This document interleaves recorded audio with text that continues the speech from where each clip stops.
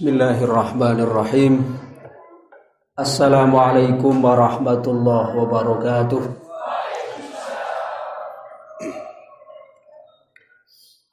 Alhamdulillah alladzi sakhkhara asy-syamsa wal qamar mukawwiril laili 'alan nahar mudabbiril umuri minas sama'i ilal ardi wa ma bainahuma manafi'un wa hikamul lidzawil i'tibar.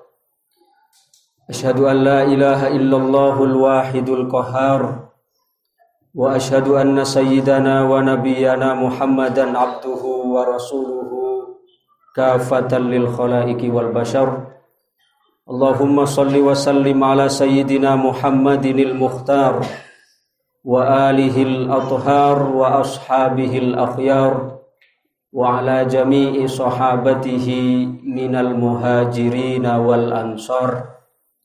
Amma ba'dah, subhanak la ilma lana illa ma 'allamtana innaka antal alimul hakim. Subhanak la fahma lana illa ma fahamtana innaka antal jawadul karim. Allahumma ya muhawwilal ahwal hawwil halana ila ahsanil ahwal bihaulika wa quwwatika ya azizu ya muta'al birahmatika ya arhamar rahimin. Sebelum melanjutkan kepada pembahasan khusus seputar tahun baru Hijriyah, terlebih dahulu saya ingin mengajak kepada jamaah untuk bersama-sama membaca beberapa azkar, beberapa doa dengan momentum tahun baru ini, seperti yang telah kita lakukan pada tahun sebelumnya, yaitu kita membaca ayat kursi sebanyak 360 kali. Kemudian nanti setelah membaca ayat kursi ditutup dengan membaca doa seperti yang dibaca tadi, ya muhawwilal ahwal hawwil hali ila ahsanil ahwal bihaulika wa quwwatika ya azizu ya muta'al birahmatika ya arhamar rahimin. Jadi karena ini yang hadir lumayan banyak, kita cukup membaca, masing-masing orang membaca 5 kali. Dan kalau nanti kita ada kesempatan, ini bisa dibaca secara individu, bisa dibaca masing-masing di rumah, ayat kursi 360 kali. Kemudian nanti setiap bilangan 100 diselingi dengan doa ya muhawwilal ahwal hawwil hali ila ahsanil ahwal bihaulika wa quwwatika ya azizu ya muta'al birahmatika ya arhamar rahimin.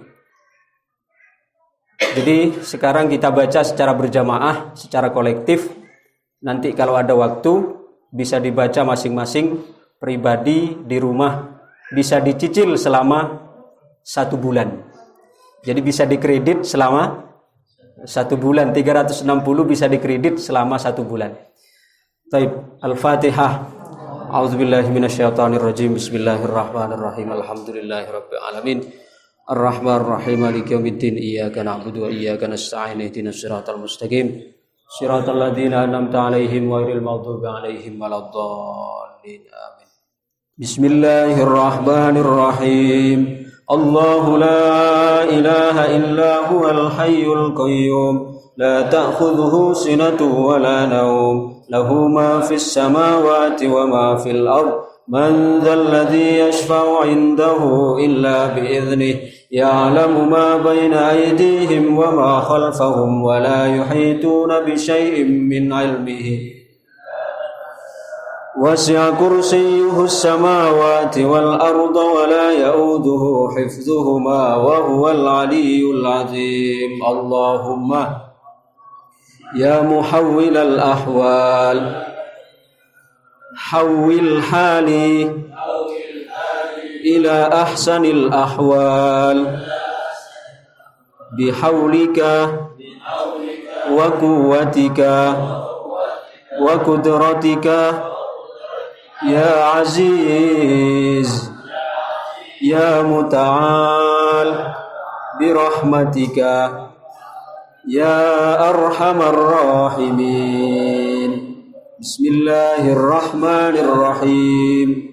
الله لا إله إلا هو الحي القيوم لا تأخذه سنة ولا نوم له ما في السماوات وما في الأرض من ذا الذي يشفع عنده إلا بإذنه يعلم ما بين أيديهم وما خلفهم ولا يحيطون بشيء من علمه وسع كرسيه السماوات والأرض ولا يؤوده حفظهما وهو العلي العظيم. اللهم يا محول الأحوال حول حالي إلى أحسن الأحوال بحولك وقوتك وقدرتك يا عزيز يا متعال برحمتك يا أرحم الراحمين. بسم الله الرحمن الرحيم. الله لا إله إلا هو الحي القيوم لا تأخذه سنة ولا نوم له ما في السماوات وما في الأرض من ذا الذي يشفع عنده إلا بإذنه يعلم ما بين أيديهم وما خلفهم ولا يحيطون بشيء وسع كرسيه السماوات والأرض ولا يؤوده حفظهما وهو العلي العظيم. اللهم يا محول الأحوال حول حالي إلى أحسن الأحوال بحولك وقوتك وقدرتك يا عزيز يا متعال برحمتك يا أرحم الراحمين.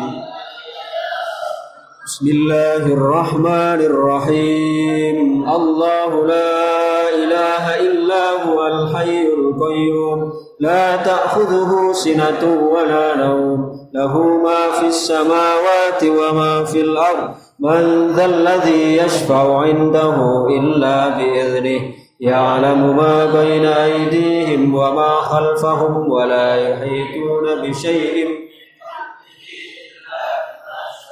وسع كرسيه السماوات والأرض ولا يؤوده حفظهما وهو العلي العظيم. اللهم يا محول الأحوال حول حالي إلى أحسن الأحوال بحولك وقوتك وقدرتك يا عزيز يا متعال برحمتك يا أرحم الراحمين. بسم الله الرحمن الرحيم. الله لا إله إلا هو الحي القيوم لا تأخذه سنة ولا نوم له ما في السماوات وما في الأرض من ذا الذي يشفع عنده إلا بإذنه يعلم ما بين أيديهم وما خلفهم ولا يحيطون بشيء من علمه وسع كرسيه السماوات والأرض ولا يؤوده حفظهما وهو العلي العظيم. اللهم يا محول الأحوال حول حالي إلى أحسن الأحوال بحولك وقوتك وقدرتك يا عزيز يا متعال برحمتك يا أرحم الراحمين. الفاتحة.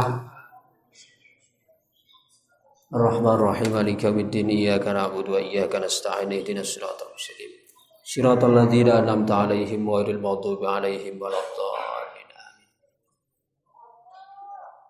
Apa keutamaan dari membaca ayat kursi 360 kali di awal tahun diiringi dengan basmalah dan ditutup dengan doa Allahumma ya muhawwilal ahwal hawwil hali ila ahsanil ahwal bihaulika wa quwwatika wa qudratika ya azizu ya muta'al birahmatika ya arhamar rahimin. Barang siapa yang membaca doa ini, kata Al-Imam Abdul Hamid Kudus di dalam kitab Kanzun Najah was Surur, maka akan diberikan perlindungan oleh Allah dalam kehidupan selama setahun ke depan. Jadi ini adalah di antara keutamaan kita membaca ayat kursi 360 kali disertai basmalah dan doa tadi adalah untuk membentengi diri kita, keluarga kita selama setahun ke depan agar kita dijauhkan oleh Allah dari hal-hal yang menjauhkan kita kepada Allah Subhanahu wa taala sehingga kita senantiasa berada di jalan yang diridhoi oleh Allah Subhanahu wa taala. Amin ya rabbal alamin. Para bapak ibu jamaah yang dirahmati Allah, hari ini adalah hari yang menghimpun 4 baru. Apa saja 4 baru tersebut? 1. Hari Ahad. Hari Ahad adalah hari permulaan dalam hari 1 minggu. Kemudian yang kedua, bulan baru. Sekarang adalah tanggal 1. Kemudian yang ketiga adalah tahun baru. Hari ini adalah 1431. Yang keempat, yang terakhir tempatnya baru-baru. Coba kita hari ini menghimpun 4 baru. Hari baru, karena hari Ahad adalah hari pertama dalam 1 minggu. Kemudian tanggal 1, yaitu bulan baru. Kemudian yang ketiga, tahun baru, yaitu bulan Muharram. Yang keempat, tempatnya baru-baru. Mudah-mudahan ini menjadi semangat baru untuk mendapatkan kehidupan yang baru, yaitu untuk mendapatkan ridha Allah Subhanahu wa taala. Amin Allahumma. Para bapak ibu jamaah yang dirahmati Allah, peristiwa hijrah yang hari ini kita semua memperingati, merayakan adalah peristiwa besar yang penuh dengan pelajaran, yang penuh dengan pengajaran untuk kita jadikan contoh keteladanan di dalam kehidupan sehari-hari, utamanya dalam kita menjalani hidup dan kehidupan. Di antaranya 1, Rasulullah. Kenapa mesti Rasulullah Shallallahu Alaihi Wasallam harus melakukan hijrah, meninggalkan tempat kelahiran beliau, meninggalkan tempat di mana beliau dilahirkan, dibesarkan, dari Mekah menuju Madinah. Bahkan beliau harus melalui hal-hal yang pahit untuk dihadapi, mulai peras keringat, bahkan penuh tetesan air mata, penuh dengan pengorbanan. Bahkan bisa saja kalau Allah menghendaki, padahal Rasulullah hijrah ke Madinah, tanpa sedikit pun beliau harus melalui perjalanan yang begitu panjang dan melelahkan. Coba perhatikan dari awal beliau keluar dari Mekah. Yang melatar belakangi yang pertama adalah karena beliau diancam oleh orang-orang kufar Mekah, diancam untuk dibunuh, diancam untuk disakiti, diancam untuk dihabisi nyawanya. Oleh karena itu malaikat Jibril datang kepada Sayyiduna Rasulullah Sallallahu Alaihi Wasallam. Wahai Rasulullah, sampean sekarang diperintahkan oleh Allah untuk meninggalkan tanah kelahiran Anda, tinggalkan kota Mekah, tanah kelahiran Anda, kemudian pergilah ke sana, ke kota baru, yaitu kota Yathrib. Waktu itu belum dinamai Madinah, tapi masih Yathrib. Lalu kemudian Rasulullah ketika mendapatkan berita dari malaikat Jibril untuk diperintahkan hijrah, siapa yang pertama kali oleh Rasulullah diajak untuk berbicara? Yaitu Sayyidina Abu Bakar As-Siddiq radhiyallahu anhu arda. Maka Sayyidina Rasulullah langsung datang kepada Abu Bakar. Waktu itu tengah hari. tengah hari Rasulullah datang ke rumah Sayyidina Abu Bakar. Di situ Abu Bakar bersama keluarga, ada Sayyidah Asma, ada Sayyidah Aisyah, ada Sayyidina Abdullah bin Abu Bakar, dan ada keluarga Abu Bakar yang lain, anak-anak beliau yang lain. Lalu apa kata Sayyiduna Rasulullah? Ya Abu Bakar, al-hijrah ya Abu Bakar. Kita diperintahkan hijrah wahai Abu Bakar. Ini kata Rasulullah sallallahu alaihi wasallam. Abu Bakar belum bisa menerima 100% apa maksud Rasulullah hijrah wahai Abu Bakar. Kemudian ditegaskan oleh Sayyiduna Rasulullah, ya Abu Bakar, maksud saya hijrah wahai Abu Bakar adalah engkau adalah orang yang pertama kali, orang yang dipercayai untuk menemaniku dalam perjalanan hijrah dari Mekkah ke Madinah. Lalu mendengar pemaparan dari Sayyidina Rasulullah sallallahu alaihi wasallam, maka kata Sayyidah Aisyah yang meriwayatkan hadis ini, fabaka Abu Bakrin Siddiq. Abu Bakar seketika menangis. Kenapa Abu Bakar menangis? Abu Bakar menangis di sini adalah karena terharu. Abu Bakar menangis mendengar pemaparan Rasulullah bahwa Abu Bakar adalah orang yang pertama diizinkan untuk menemani Rasulullah dalam perjalanan hijrah.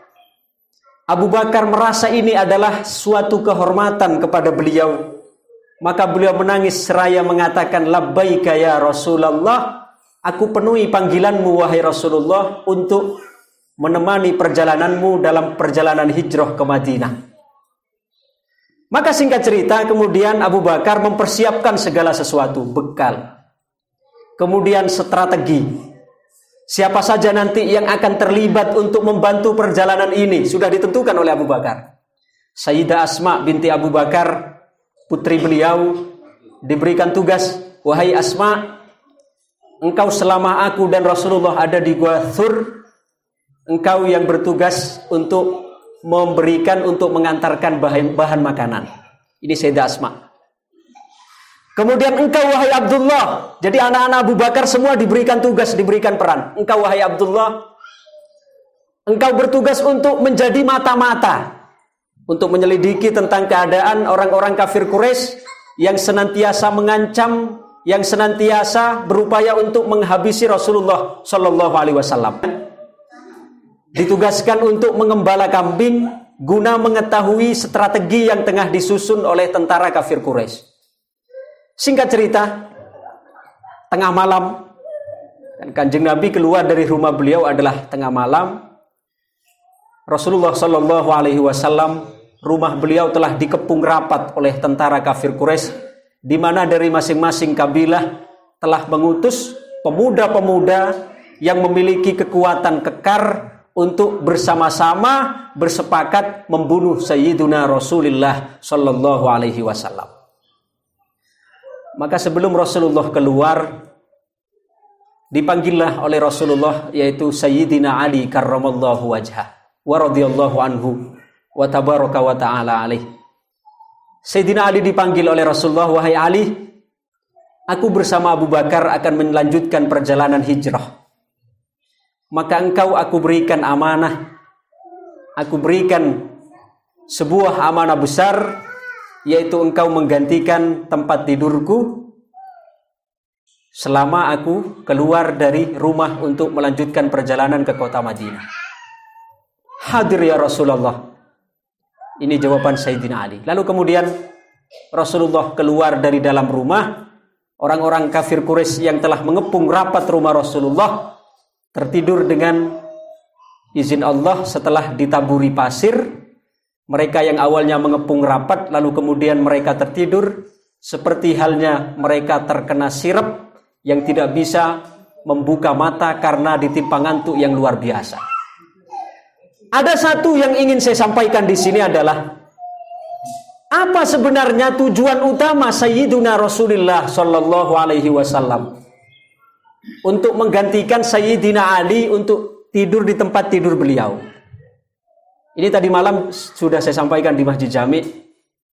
bahwa tujuan utama Rasulullah Shallallahu Alaihi Wasallam untuk memerintahkan Sayyidina Ali tidur di tempat tidur beliau, itu yang prinsip yang utama sebenarnya bukan agar mereka merasa tenang bahwasanya Rasulullah masih tidur, bukan itu sebenarnya.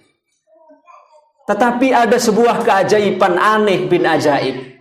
Apa aneh bin ajaibnya?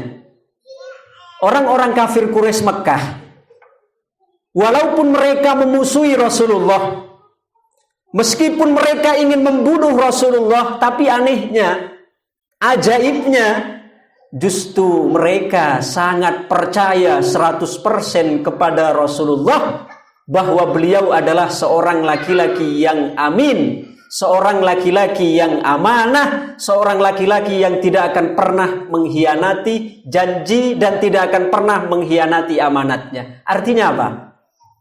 Orang-orang kafir Quraisy Mekah, sekalipun mereka ingin membunuh Rasulullah, mereka banyak orang yang kaya, yang berharta, yang berduit, yang memiliki banyak kekayaan. Jadi mereka kalau takut barang berharga mereka hilang, itu justru mereka titipkan kepada Rasulullah Shallallahu Alaihi Wasallam. Ini kan aneh bin ajaib. Ada orang ingin mereka bunuh, ada orang yang sangat mereka benci yang bernama Muhammad. Tapi justru di sisi lain, orang yang ingin mereka bunuh, orang yang mereka sangat benci, justru barang-barang mereka dititipkan kepada Rasulullah Shallallahu Alaihi Wasallam. Coba saya tanya kepada hadirin, umpama sampean benci kepada saya, umpama misal, kira-kira sampean mau ndak menitipkan barang-barang emas, kalung, gelang, cincin, mau ndak kira-kira dititipkan kepada saya? Tapi orang-orang kafir Quraisy, mereka percaya Rasulullah itu tidak akan pernah menyia-nyiakan amanah, sehingga biarpun mereka sangat membenci Rasulullah, tapi tetap amanah mereka, barang-barang berharga mereka, ibaratnya dititipkan sama Pak Rasi orang bank. Uangnya dititipkan sama orang bank, ibaratnya seperti itu. Maka Tujuan Rasulullah menyuruh Sayyidina Ali untuk menggantikan tempat tidur, sebenarnya kata Rasulullah, wahai Ali, besok ini barang-barang titipan mereka yang ingin membunuhku, ini kembalikan besok. Ini punyaan si A, ini punyaan si B, ini punyaan si C, ini punyaan si D. Sampai semua disebutkan oleh Rasulullah, satu-satu orang yang punya barang-barang berharga ini. Andaikan saya misal, ada orang barang-barang berharganya dititipkan kepada saya, padahal ingin membunuh saya, wes, tanpa pikir panjang saya bawa kabur. Buat apa saya lama-lama? Siapa suruh memusuhi saya? Bukan salah saya berarti kalau saya bawa kabur, saya berikan mobil umpama. Ini kalau saya, tapi tidak berlaku dalam kamus Rasulullah Shallallahu Alaihi Wasallam. Amanah ya tetap amanah, sekalipun itu adalah orang yang sangat membenci beliau. Ini adalah yang diperankan oleh Sayyidina Ali, mengemban tugas untuk mengembalikan amanah kepada orang-orang yang memusuhi Rasulullah, yang barang-barang berharganya dititipkan kepada Sayyidina Ali karramallahu wajah. Ini Sayyidina Ali. Yang kedua, Sayyidina Abu Bakar. Sayyidina Abu Bakar lebih berat lagi tugasnya. Apa? Sayyidina Abu Bakar yang ditugaskan oleh Rasulullah, yang dipercaya untuk menyertai beliau selama perjalanan hijrah. Abu Bakar ini mau berjalan selalu tidak tenang. Terkadang beliau berjalan di sebelah depan, terkadang di belakang, terkadang di samping kanan, terkadang di samping kiri. Ketika dirasa misalnya ada bahaya dari depan, maka beliau, wahai Rasulullah, sampean ke belakang saja biar saya yang ada di depan. Ketika dirasa bahaya dari arah belakang, ya Rasulullah, jenengan tidak usah ada di belakang, jenengan ke depan biar saya yang ada di belakang. Ketika dirasa bahaya ada dari kanan, ya Rasulullah, sampean tidak usah ada di sebelah kanan, biar saya yang ada di sebelah kanan. Biar kalau ada apa-apa, jangan sampean yang terkena, tapi biar saya dulu. Kalaupun harus mati, biar saya yang mati lebih dulu, jangan sampai sampean. Ini pengorbanan Sayyidina Abu Bakar As-Siddiq. Bahkan sampai beliau ke Gua Thur, juga sama seperti itu. Beliau terlebih dahulu yang masuk ke dalam gua sebelum Sayyidina Abu Bakar, sebelum Sayyidina Rasulullah. Dalam rangka apa? Dalam rangka untuk memastikan bahwasanya gua ini sudah betul-betul aman dari hal-hal yang membahayakan, dari hal-hal yang berbahaya yang sekiranya mengancam keselamatan Sayyiduna Rasulullah Shallallahu Alaihi Wasallam. Dari sini ada satu makna penting yang ingin saya sampaikan, walaupun kisahnya secara panjang lebar sudah saya sampaikan tadi malam, tapi pesan yang ingin saya sisipkan di sini berbeda. Apa? Setiap kita sebenarnya punya peran di dalam Islam dan di dalam kehidupan ini. Siapapun kita orangnya, dalam kehidupan berbangsa, bertanah air, bermasyarakat, beragama, ini sebenarnya oleh Allah kita diberikan peran masing-masing. Yang diibaratkan tadi ada yang diperankan seperti Sayyidina Abu Bakar. Ada yang diperankan seperti Sayyidah Asma. Ada yang diperankan seperti Sayyidina Abdullah bin Abu Bakar. Ada yang diperankan seperti sahabat Sayyidina Ali. Kita semua sebenarnya memiliki tugas yang mulia semua kita. Kita memang dalam perjalanan hijrah Rasulullah, kita dipelajari oleh Rasulullah, diberikan pelajaran bahwasanya apa? Sebuah kehormatan, sebuah kejayaan itu memang tidak bisa didapatkan secara gratis. Ulangi satu kali lagi. Ya, kejayaan, kesuksesan, kegemilangan itu tidak bisa didapatkan secara gratis, tapi mesti harus ada mahar yang kita bayar di sana. Contoh, Rasulullah sebenarnya kan bisa saja Allah menentukan beliau hijrah ke Madinah tanpa harus dikejar-kejar oleh kafir Quraisy. Bisa saja misalnya beliau langsung keluar dari kota Madinah secara tanpa merasa sedikit pun gangguan. Beliau keluar langsung sampai terbang misalnya ke Madinah. Bisa saja. Tapi di sini Allah ingin memberikan pelajaran kepada kita semua bahwasanya kehidupan ini sunnatullah, hukum alam dalam kehidupan untuk mencapai sebuah kesuksesan, untuk mencapai sebuah kebahagiaan, untuk menjemput sebuah kemenangan mesti harus melalui perjuangan. Oleh karena itu, ketika beliau di gua, kan beliau sudah menentukan strategi di dalam perjalanan hijrah. Ada yang bagian ditugaskan untuk meneliti tentang strategi yang disusun oleh kafir Quraisy. Sayyidah Asma di antara. Sayyidah Asma tadi belum saya ceritakan ya, Sayyidah Asma. Sayyidah Asma itu yang ditugaskan untuk mengantri makanan beliau ke Gua Sur. Itu beliau selama 3 hari 3 malam. Coba. Selama 3 hari 3 malam ditugaskan untuk mengantri bahan makanan ke Gua Sur. Itu dalam posisi beliau hamil 8 bulan. Coba bayangkan ibu-ibu. Sayyidah Asma binti Abu Bakar ini yang ditugaskan oleh Sayyidina Abu Bakar untuk mengantarkan bahan makanan dalam status beliau hamil tua, yaitu hamil 8 bulan. Padahal beliau, perjalanan yang ditempuh untuk sampai ke puncak Gua Sur itu bukan perjalanan yang mudah. Saya yakin, bukan masalah manti anaknya Pak Rasid. Tapi medannya yang begitu sekarang saja Pak Rasid, sekarang saja loh ya, sudah ada akses padahal sudah. Kalau kita mau naik sudah lumayan agak enak walaupun belum bisa untuk mendaki pakai mobil. Tapi saya yakin kalau kita mendaki tengah hari hari ini, saya yakin walaupun Pak Rasid tidak akan sampai ke puncak. Saking panasnya, saking terjalnya, saking licinnya, tidak ada pepohonannya, tidak ada tempat untuk kita misalnya berpegangan kepada kayu dan sebagainya, hanya batu. Tapi Sayyidah Asma binti Abu Bakar, beliau selama 3 hari orang makan biasanya 1 hari berapa kali? 3 kali. Berarti kalau 3 hari beliau berapa kali nganterin berapa? 9 kali. 1 hari berarti bolak-balik naik turun Gua Sur. Itu dalam status hamil 8 bulan. Coba perjuangan yang luar biasa. Apa sebenarnya yang memberikan kekuatan kepada Sayyidah Asma di sini? Dalam keadaan hamil tua 8 bulan, padahal status hamil bukan sesuatu yang mudah. Apa yang memberikan kekuatan kepada beliau? Satu sebenarnya yang menjadi sumber kekuatan beliau, yaitu kekuatan iman ini yang menjadi suntikan, yang menjadi gizi ruhani, yang memberikan kekuatan tersendiri bagi Sayyidah Asma. Orang itu selemah apapun keadaan fisiknya, tapi apabila memiliki kekuatan iman yang tinggi, maka kelemahan fisik akan dapat dikuatkan dengan kekuatan keimanan tersebut. Contoh siapa? Contoh Sayyidah Asma binti Abu Bakar. Biarpun beliau lemah karena perempuan, biarpun beliau hamil tua, akan tetapi karena keimanannya, kecintaannya kepada Rasulullah Sallallahu Alaihi Wasallam, itulah yang memberikan kekuatan beliau. Tidak peduli walaupun selama 3 hari, sehari naik turun 3 kali, beliau tetap kuat. Bahkan beliau kuat menanggung itu semua karena kekuatan iman kepada Allah dan Rasulnya. Allahumma sholli ala Muhammad. Ini pelajaran yang pertama. Jadi kita semua sebenarnya juga memiliki peran yang sama. Kita semua ada peluang untuk berjuang sesuai dengan kemampuan kita masing-masing. Kita yang kaya misalnya, seperti Sayyidina Abu Bakar. Kita yang kaya misalnya seperti Sayyidina Utsman. Kita yang kaya misalnya seperti sahabat Abdurrahman bin Auf, berjuangnya melalui hartanya.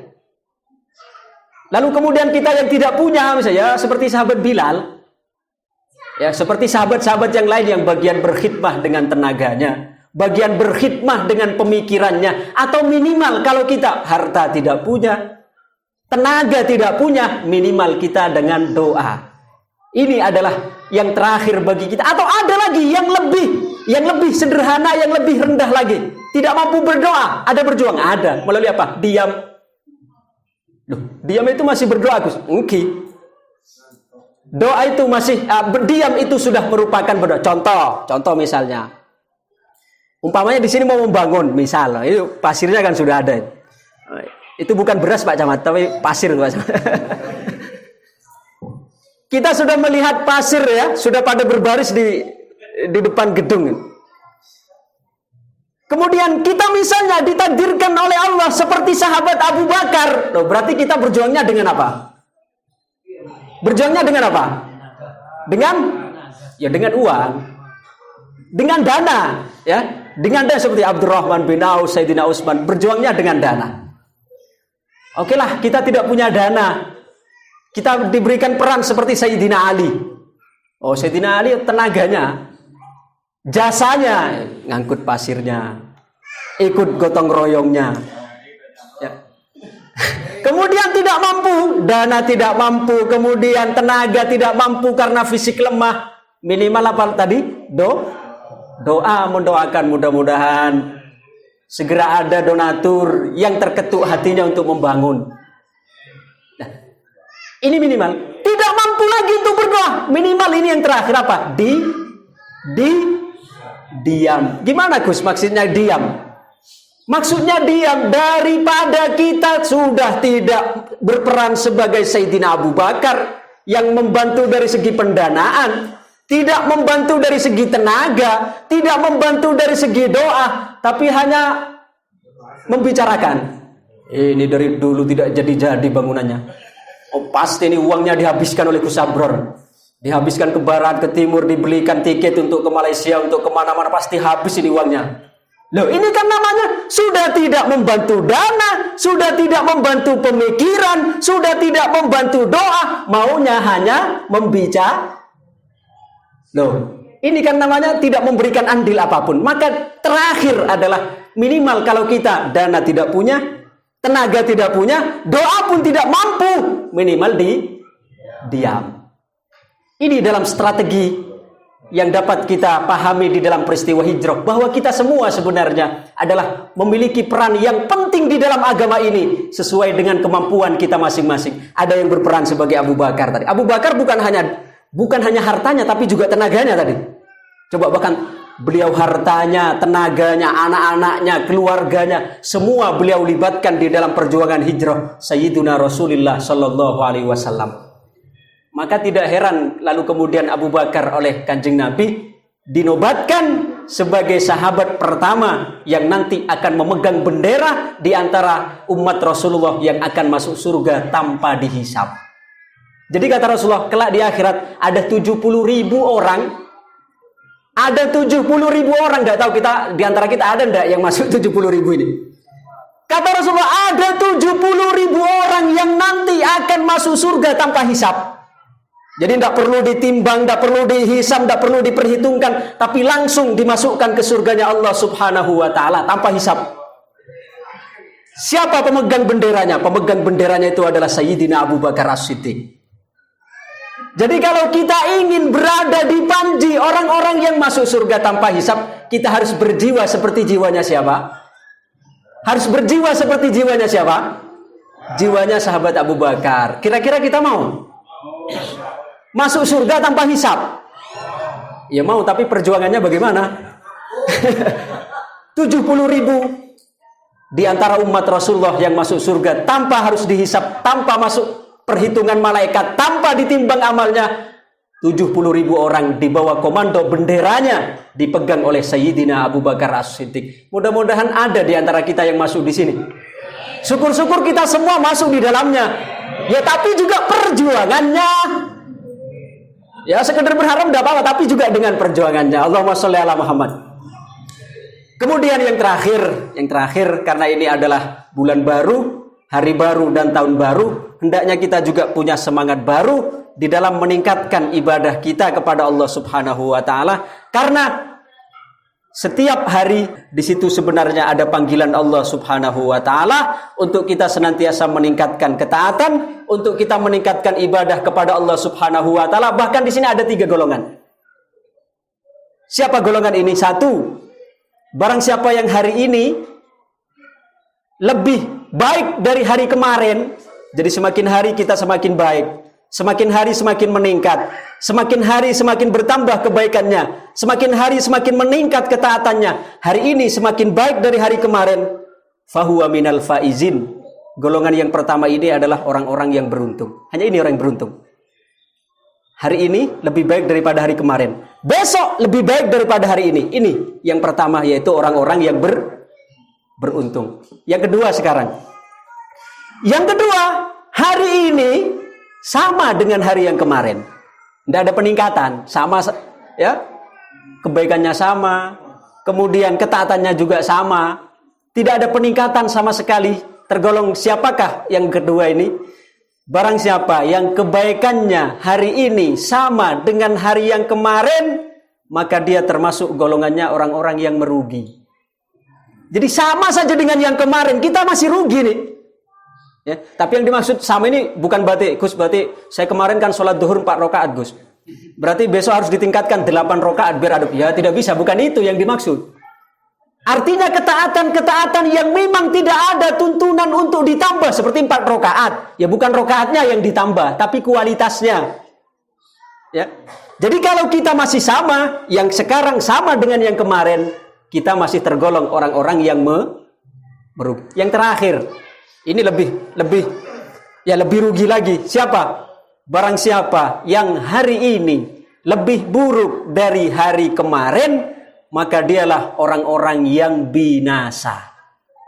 Hari ini lebih buruk, lebih merosot daripada hari yang kemarin, maka yang ketiga inilah adalah orang-orang yang binasa. Jadi kita di sini dituntut oleh Allah Subhanahu wa taala setiap hari, setiap waktu, setiap zaman, setiap keadaan kita bertambah baik, bertambah baik, bertambah baik.